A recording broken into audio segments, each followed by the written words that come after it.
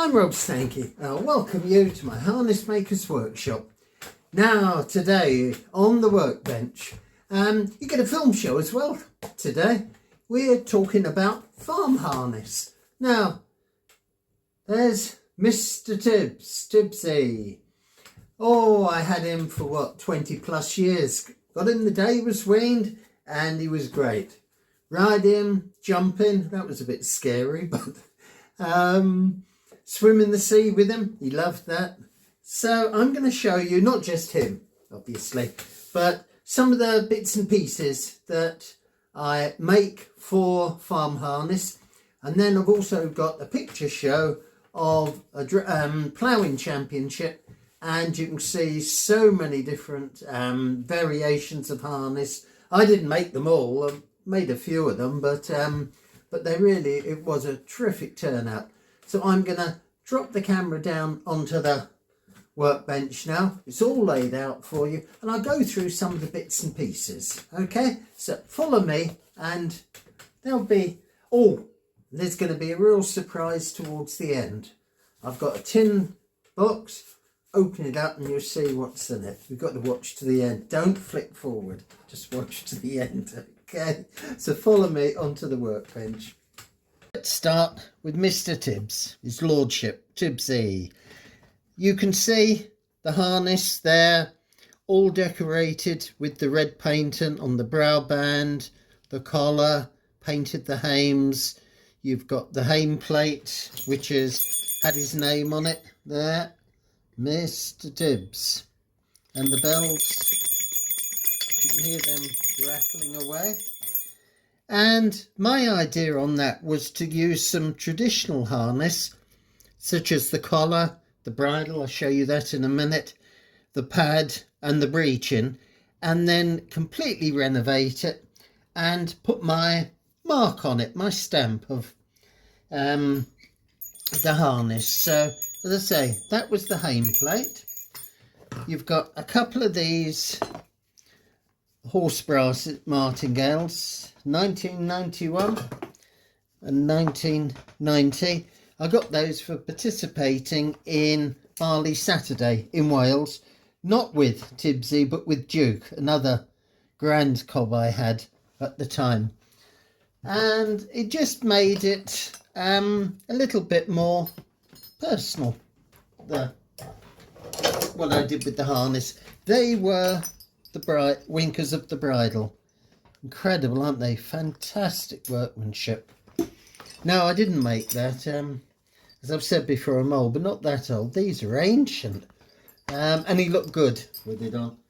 So, I also, you can just about see them. Where are we there?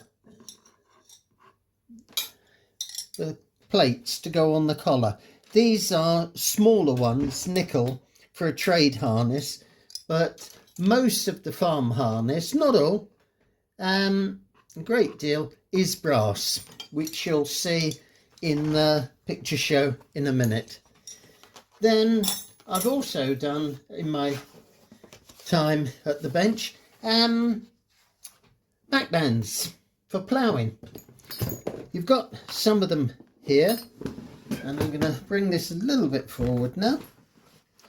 Different styles, whether you make one for just having chains or a matching pair. That was a nice one, trimmed in the red. The collar check, which I'm using on the bench, as the bench is getting a bit grubby now. You've got that lined. You've got this adjustable one. And you can see, I'll show you in a minute how I get the pattern, because I've got the pair of buckles and a chain hook still in stock. Some people wanted the brown, very nice. Now take this picture here, it's step by step, 1, 2, 3, and you won't actually recreate it all, but just to show you how it does come around. If you can see, we'll pop it down there, it would be best, the pattern outline there and there, that is what I used as my pattern. Forget the holes at the top, that's for hanging them up on.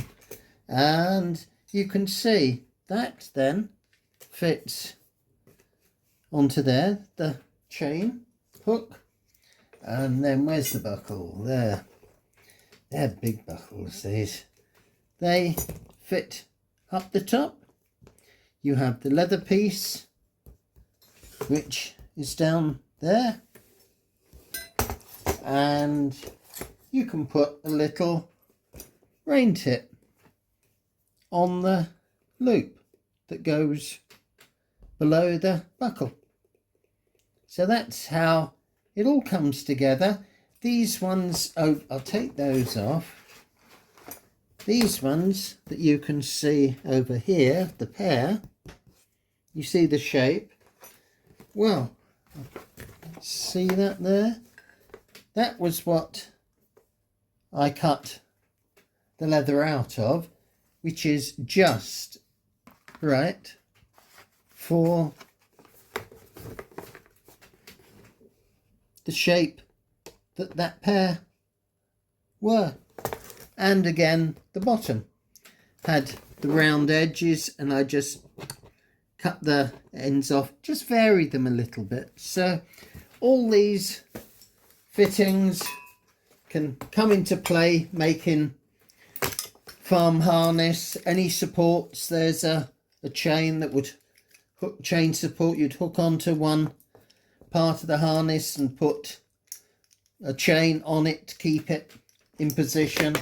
There's, oh, if you like some bells, you can actually get rumble bells, they're called. I love hearing bells going round, it's great. So I'm going to show you my picture show now, and there'll be a bit of music with it. Do come back, and that's when I got that special feature when I open the tin and see what I've got inside of it. Okay, so enjoy the picture show, and I'll be back in a minute to see you.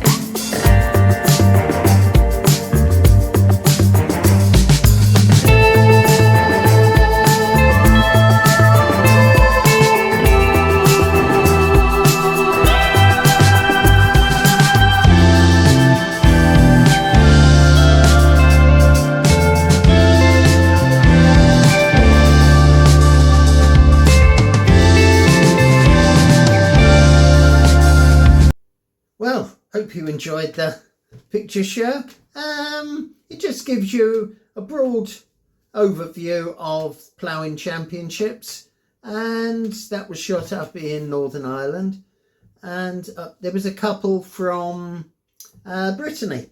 I spent a few years there, and they're into this farm work with the horses and oxen. Yeah, mustn't forget them as well. So I hope you enjoyed it.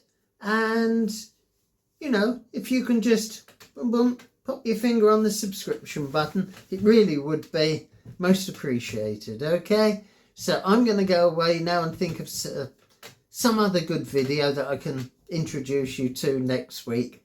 In the meantime, thank you for being here and look forward to seeing you again soon. Cheerio. And as we come to the end of this video, I promised you something special. So, see, beautiful tin. I like my old biscuit tins. Apart from that, I like Scottish shortbread as well. But what is in it? Take the top off. Wonderful picture of a stag. There, pop that out the way.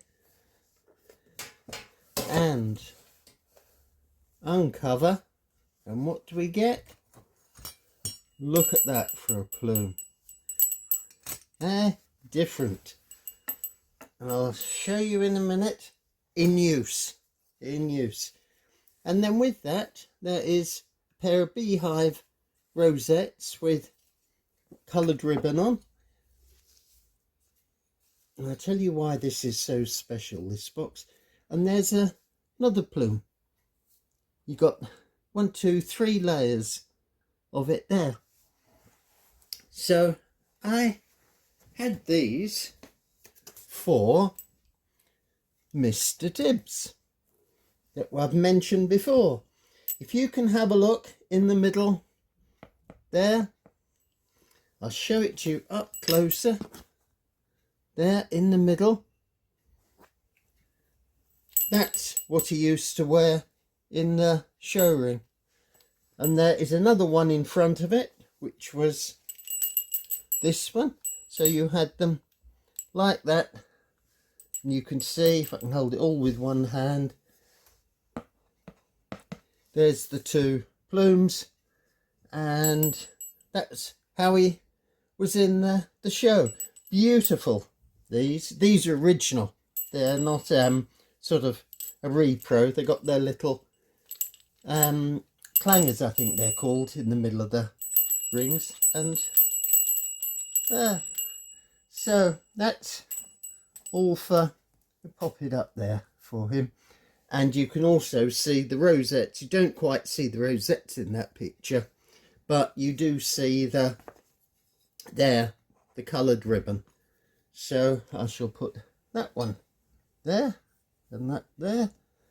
And that was memory of a really great cob. I rode him, swam in the sea with him, jumped him. Now that was a bit hairy, I can tell you. He went into a double once and he didn't bounce from one to the other. He just took the whole lot. Well, I stayed on and it gave everyone a good laugh. Brilliant on the road because he was totally bomb-proof. So that's my little tribute to a great horse. He isn't with us now. I had him for what? I had him day was weaned, and about mid-20s he passed on. But great horse, great memories. I've even got the scars on the arm where he put me on the floor in the indoor arena and the bone came out the arm. But I forgave him for that in the end. My fault. I should have exercised him better during the week. Right, so that's, I think, been hopefully an interesting video for you. And that's a little tribute there to Tibbsy.